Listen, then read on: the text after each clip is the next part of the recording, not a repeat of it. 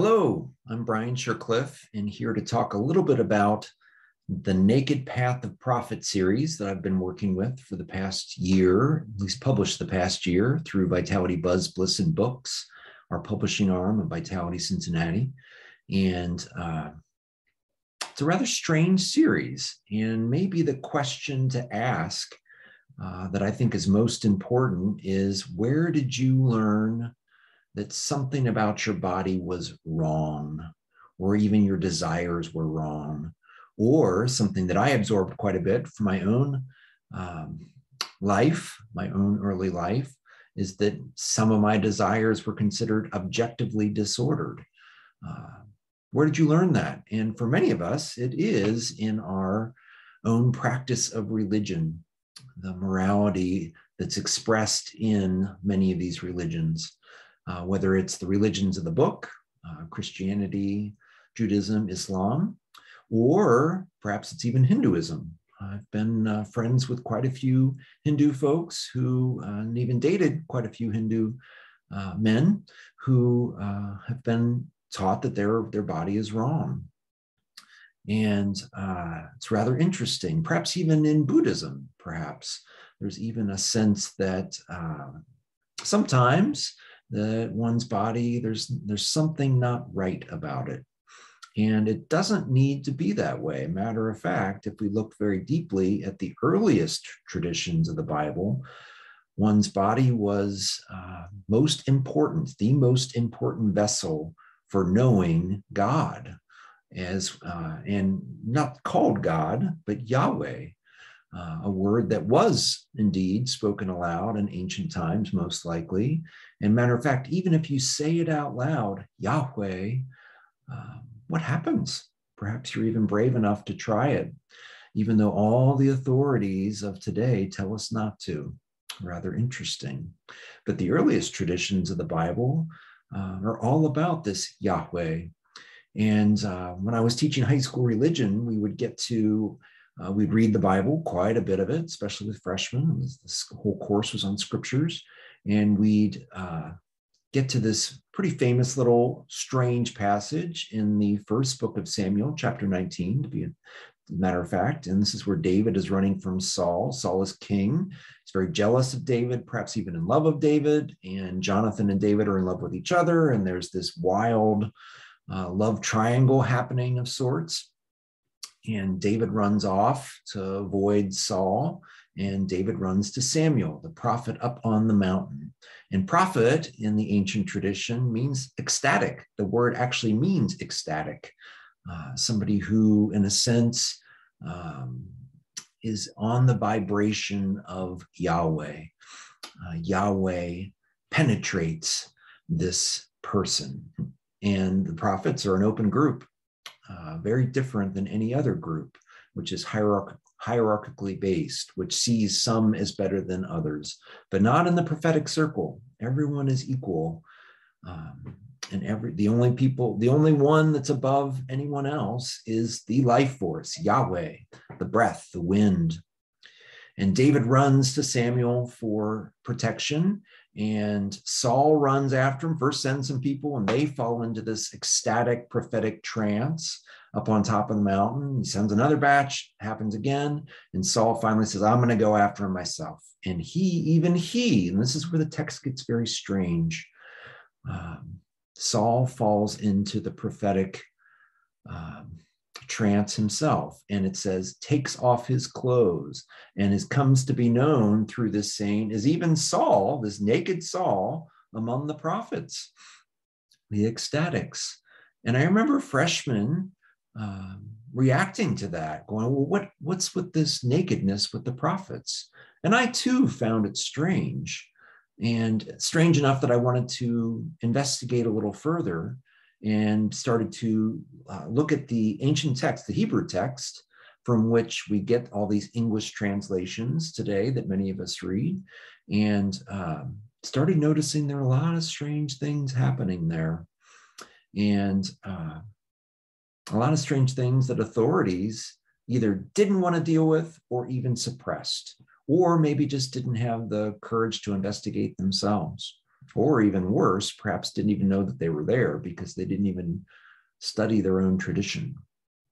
So I started studying a little bit more deeply and started noticing that the earliest tradition it's like a completely different voice than modern religion and what the authorities have given us and brought forward. Matter of fact, there's even like this minority report, this strand through the entire story of the Bible, the strand of the prophets that is essentially being suppressed by the authorities, the priests of each generation.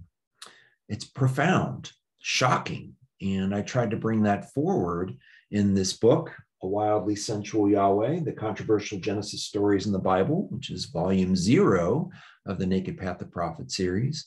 And it's also certainly in volume 1, which actually preceded volume 0. Finished volume 1 first and decided that volume 0 needed to exist as I just studied a little further what was happening in Genesis. And it becomes very clear how the priests suppress this voice, this earliest voice, which has a completely different style in the writing. Matter of fact, the word is style, this very style, which often simply just gets translated as word or word of the Lord or whatever, or thing even, sadly.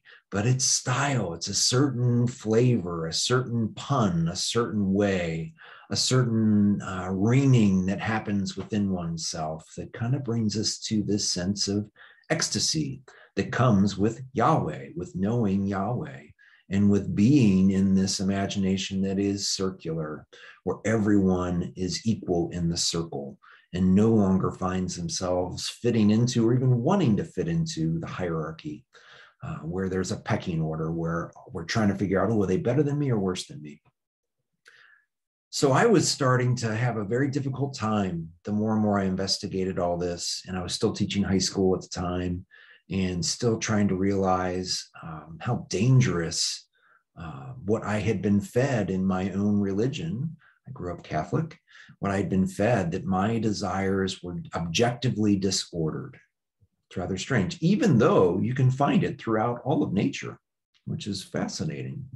But the church fathers had proclaimed that my desires were objectively disordered, and so many other people's desires, that one's body was wrong. Think about that. Rather strange idea, isn't it? So I was really having a tough time and in a bad place in my own life. And just on a whim, went to this happy hour where one of my colleagues was leaving for the year, getting married and leaving early of his own, very happy choice.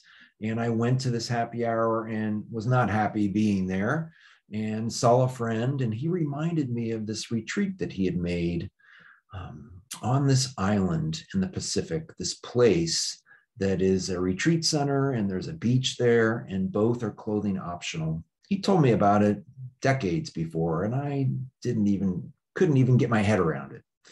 And he said, you need to go there. As I poured out my soul to him at this happy hour and said, I'm in a bad place.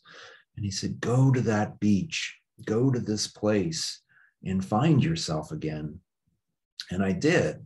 I went home that night, booked a flight, booked a place to camp near this beach, and was very nervous about going, and got there very late. It was dark, and set up my tent and woke up in the morning, and it was like 4 a.m. because the sun rose so early. And I was startled by the light, and I got up and went to the pool and started swimming my laps like I usually do. Nobody was around. Nobody was awake at that hour. They'd already adjusted to that profound light at 4 a.m, the sunrise. And I thought, well, maybe this is a place where I could take off my swim trunks. And I did, and swam, and felt so guilty about this, how much that had been ingrained in me, that my own nakedness was wrong. Rather wild. And got out of the pool and immediately went for my towel, and people started milling around at the end of my laps. And I was so nervous, even being inside a towel. That's how much this had been taught to me through my modern religion, my own tradition. And I started realizing just how dangerous modern religion can be. Could this be the aggravator of so much strife in our world today, what modern religion is often feeding us? And, are there gifts in modern religion? Of course. I had been gifted by them, for decades. But there was also some big problem there too.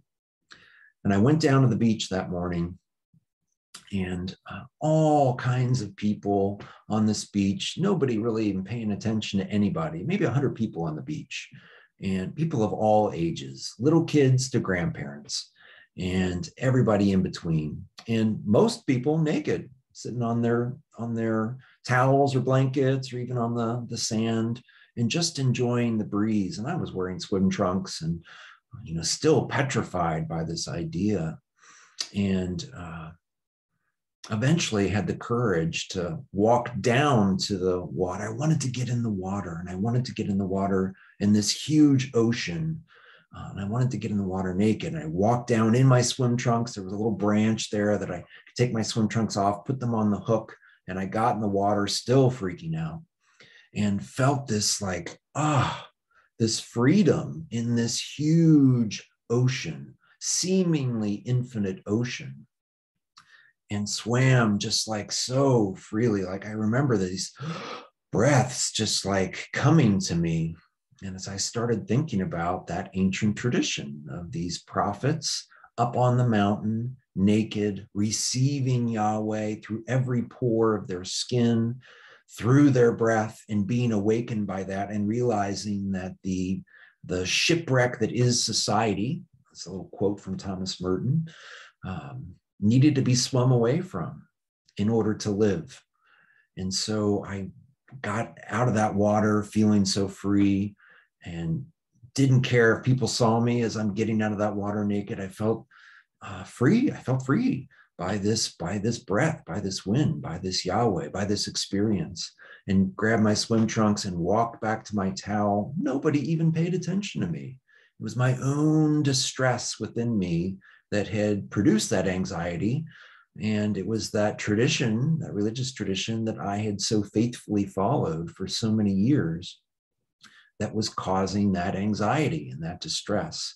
And I sat on my towel there in my own naked skin and looked at that vast ocean and realized how wrong I had been taught by a tradition that had given me gifts and given me many, many problems, including this imagination that is hierarchical, that thinks that some people are better or worse for whatever reason, based on their stature of life, or based on something they've done or haven't done, or based on their value for their role. And I thought, this is ridiculous. And eventually I returned home. I remember getting to the airport a week later and weeping at what had happened within me, this discovery. And I taught a few more years, and then eventually realized that I too had to swim away from that, what was a shipwreck in my imagination, in my mind, my understanding of this religious tradition that was causing me, and I noticed quite a few other people, so much strife that we could not be comfortable in our bodies. And the more and more I listened to and poured through the scriptures and listened to this strand that keeps getting covered over by the priests, this strand of the message of the prophets, which you won't believe it, quite a bit has to do with this nakedness. It's not just that one little piece in Samuel, it runs through everything. Matter of fact, if you read the Naked Path of Prophet, Volume 1, you'll discover that in the Hebrew text, Yahweh strips itself naked, just as a slave or exile would, and does this for human beings who are paying attention. Samuel being one, Saul being another at one point in his life, David being another, and all these prophets who are not even named, whose names aren't important, because to Yahweh, all we are is this beautiful human being waiting for the inhale, almost like our first breath, right? Our first breath outside the ocean bath of the womb. What a gift if we start to begin to pay attention to what is actually there in this ancient tradition that's been covered over. What if that minority report could be the most life-giving thing, for all of us on the planet? Very interesting too, that if we study the roots of Buddhism and the words of Gautama, he's all about the breath too. And rather interesting, isn't it? And Jesus goes off into the desert and has these wild experiences. We don't know if he's naked, maybe he is. But these wild experiences of Yahweh that comes back, and he comes back and shares these wild visions, these wild invitations through his parables to a new life. Rather interesting, isn't it? Rather interesting if we really pay attention to what is there and not just take what the authorities tell us is the way it is. Maybe it's time we find out for ourselves and stop relying on authorities and begin to trust the relationship that Yahweh wants with each and every one of us and has, as close as your breath. Peace, peace, peace, friends. Check it out, vitalitybuzz.org.